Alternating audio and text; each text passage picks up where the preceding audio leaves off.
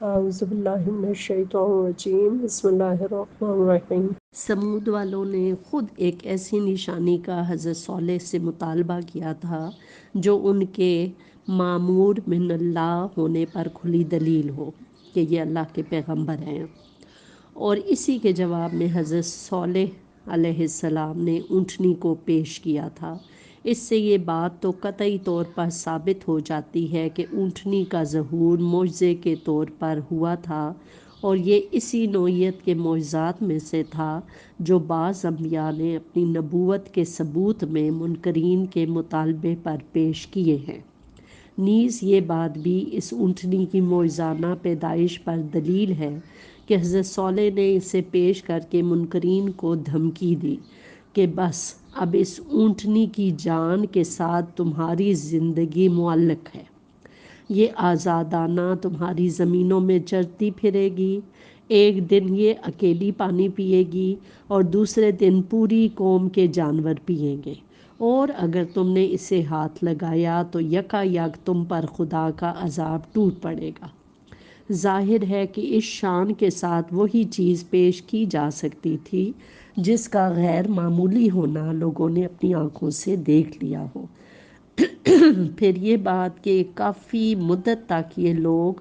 اس کے آزادانہ چرنے پھرنے کو اور اس بات کو کہ ایک دن تنہا وہ پانی پیے گی اور دوسرے دن ان سب کے جانور پئیں، بادلے ناخواستہ برداشت کرتے رہے، اور آخر بڑے مشوروں اور سازشوں کے بعد انہوں نے اسے قتل کیا۔ حضرت صالح کے پاس کوئی طاقت نہ تھی جس کا انہیں کوئی خوف ہوتا۔ اس حقیقت پر مزید دلیل یہ ہے کہ وہ لوگ اس اونٹنی سے خوفزدہ تھے اور جانتے تھے کہ اس کے پیچھے ضرور کوئی زور ہے جس کے بل پر وہ ہمارے درمیان دندناتی پھرتی ہے، مگر قرآن اس امر کی کوئی تصریح نہیں کرتا کہ یہ اونٹنی کیسی تھی اور کس طرح وجود میں آئی۔ وَاذْکُرُوا، اور تم یاد کرو، اس جب جعلکم، اس نے یعنی اللہ نے تمہیں بنایا، خلفاء، خلیفہ کی جمع ہے جانشین، من بعد عادٍ، قوم عاد کے بعد، وبواکم، اور تم کو بسایا، فی الارض، زمین میں، تم کو زمین میں یہ منزلت بخشی، تتخذون، کہ تم بناتے ہو، من سہولہا، اس کے ہموار میدانوں میں، قصوراً، عالی شان محل، وتنحتون، اور تم تراشتے ہو، الجبال، پہاڑوں کو، بیوتا، گھروں کی شکل میں، مکانات کی شکل میں تراشتے ہو۔ مدائن صالح میں اب تک ان کی کچھ عمارتیں جوں کی توں موجود ہیں، اور ان کو دیکھ کر اندازہ ہوتا ہے کہ اس قوم نے انجینئرنگ میں کتنی حیرت انگیز ترقی کی تھی۔ فاذکروا، اور تم یاد کرو، آلاء اللہ، اللہ کی قدرت کے کرشموں کو، ولا تعثوا، اور تم نہ برپا کرو، فی الارض، زمین میں، مفسدین، فساد، تم زمین میں فساد پھیلاتے ہوئے نہ پھرو۔ قال الملأ، سرداروں نے کہا، الذین، ان، استکبروا، جو بڑے بنے ہوئے تھے، من قومہ، ان کی قوم کے، حضرت صالح کی قوم کے سرداروں نے کہا، للذین، ان لوگوں سے، استضعفوا، جن کو کمزور بنایا گیا تھا، اس کمزور طبقے کے لوگوں سے کہا، لمن آمن منہم، جو ان میں سے ایمان لے آئے تھے، کمزور طبقے سے جو حضرت صالح پر ایمان لے آئے تھے، ان کو بڑے بڑے سرداروں نے کہا، اتعلمون، کیا تم جانتے ہو، انا صالحا، کہ حضرت صالح، مرسل، پیغمبر ہیں، من ربہ، اپنے رب کی طرف سے۔ قالوا، تو وہ کہنے لگے، انا، بے شک ہم، بما ارسل بہ، جس کے ساتھ یہ بھیجا گیا ہے، جو پیغام یہ لے کر آئے ہیں، مومنون، ہم اسے مانتے ہیں۔ قال الذین استکبروا، تو جو متکبر لوگ تھے، جو بڑائی کے مدعی تھے، انہوں نے کہا انا، بے شک ہم، بالذی، اس چیز پر، آمنتم بہی،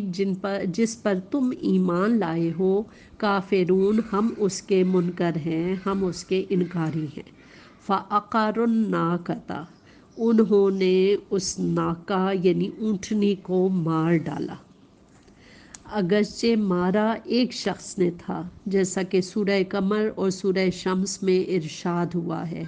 لیکن چونکہ پوری قوم اس مجرم کی پشت پر تھی اور وہ دراصل اس جرم میں قوم کی مرضی کا اعلی کار تھا، اس یہ الزام پوری قوم پر عائد کیا گیا ہے۔ ہر وہ گناہ جو قوم کی خواہش کے مطابق کیا جائے یا جس کے ارتکاب کو قوم کی رضا اور پسندیدگی حاصل ہو، ایک قومی گناہ ہے، خواہ اس کا ارتکاب کرنے والا ایک فرد واحد ہو۔ صرف یہی نہیں بلکہ قرآن کہتا ہے کہ جو گناہ قوم کے درمیان علل اعلان کیا جائے اور قوم اسے گوارا کر لے، وہ بھی قومی گناہ ہے۔ فعقروا الناقۃ، انہوں نے اس اونٹنی کو ذبح کر ڈالا، وعتوا، اور سرکشی کی، نافرمانی کی، خلاف ورزی کی، عن امر ربہم، اپنے رب کے حکم سے۔ وقالوا، اور کہنے لگے، یا صالح، اے صالح، ائتنا، ہمارے پاس لے آ، بما تعدنا، جس کی تو ہمیں دھمکی دیتا ہے، جس سے تو ہمیں ڈرا رہا ہے، جس عذاب سے، ان کنت من المرسلین، اگر تو رسولوں میں سے ہے۔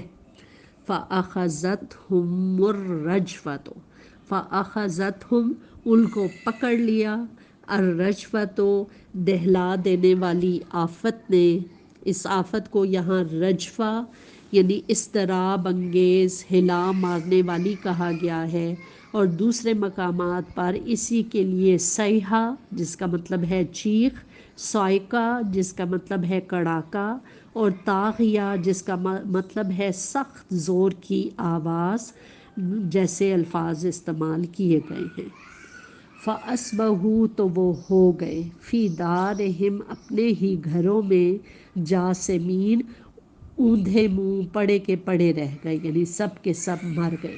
فَتَوَلَّىٰ عَنْهُمْ، حضرت صالح نے ان سے منہ پھیرا، وقالا، اور کہنے لگے، یعنی وہاں سے اس بستی میں سے، ان کی بستی میں سے باہر نکل آئے اور کہنے لگے، یا قوم، اے میری قوم، لقد ابلغتکم، میں نے تم کو پہنچایا، رسالت ربی، اپنے رب کا میسج، اپنے رب کا پیغام، ونصحت لکم، اور میں نے تمہاری بہت خیر خواہی کی، ولیکن، لیکن، لا تحبون، تم پسند نہیں، میں کیا کروں کہ تمہیں پسند ہی نہیں ہیں، الناصحین، خیر خواہ لوگ، نصیحت کرنے والے۔ اگلا قصہ حضرت لوط علیہ السلام کا ہے، جو حضرت ابراہیم علیہ السلام کے بھتیجے تھے۔ اپنے چچا کے ساتھ عراق سے نکلے اور کچھ مدت تک شام، فلسطین اور مصر میں گشت لگا کر دعوت اور تبلیغ کا تجربہ حاصل کرتے رہے، پھر مستقل پیغمبری کے منصب پر سرفراز ہو کر اس بگڑی ہوئی قوم کی اصلاح پر مامور ہوئے۔ ولوطاً، اور حضرت لوط علیہ السلام کو بھی ہم نے پیغمبر بنا کے بھیجا، اس جب قالا، انہوں نے فرمایا، لقومہ، اپنی قوم سے، اتاتون الفاحشۃ، کیا تم فحاشی کرتے ہو، کیا تم ایسے بے حیا ہو گئے ہو کہ وہ فحش کام کرتے ہو، ما سبقکم بہا، جن کو نہیں کیا، من احد، تم سے پہلے کسی نے، من العالمین، دنیا میں، انکم، بے شک تم، لتاتون الرجال، اپنی خواہش تم پوری کرتے ہو مردوں سے، شہوتاً، اپنی خواہش، من دون النساء، عورتوں کو چھوڑ کر، بل انتم قوم مسرفون، حقیقت یہ ہے کہ تم بالکل ہی حد سے گزر جانے والے لوگ ہو۔ وما کانا جواب قومہ، ان کی قوم کا اس کے سوا کوئی جواب نہ تھا، الا ان قالوا، مگر یہ کہ انہوں نے کہا، اخرجوہم، ان لوگوں کو نکالو، من قریتکم، اپنی بستی سے، انہم، بے شک یہ، اناسن،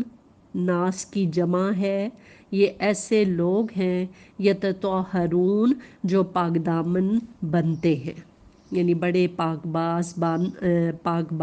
بن رہے ہیں، بڑے نیک یہ لوگ بن رہے ہیں، ان کو اپنی بستی سے نکال دو۔ فَأَنجَيْنَاهُ، تو ہم نے حضرت نوح علیہ السلام کو بھی بچایا، وَأَهْلَهُ، اور ان کے گھر والوں کو بھی نجات دی، إِلَّا امْرَأَتَهُ، سوائے ان کی بیوی کے، کانت، جو تھی، من الغابرین، پیچھے رہ جانے والوں میں سے، وَأَمْطَرْنَا، اور ہم نے بارش کی، علیہم، ان پر، مطرا، ایک بارش، فانظر، تو دیکھو، کیفا، کیسے، کانا، ہوا، عاقبۃ المجرمین، مجرموں کا انجام۔ یہاں اور دوسرے مقامات پر قرآن مجید میں صرف یہ بتایا گیا ہے کہ عمل قوم لوط ایک بدترین گناہ ہے جس پر ایک قوم اللہ تعالیٰ کے غضب میں گرفتار ہوئی۔ اس کے بعد یہ بات ہمیں نبی پاک سے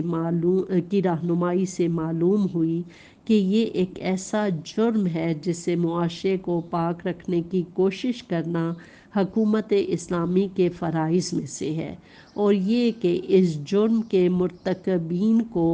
سخت سزا دی جانی چاہیے۔ حدیث میں مختلف روایات میں جو حضور پاک صلی اللہ علیہ وآلہ وسلم سے مروی ہیں، ان میں سے کسی میں ہم کو یہ الفاظ ملتے ہیں کہ اقتلوا الفاعل والمفعول بہ، فاعل اور مفعول کو قتل کر دو۔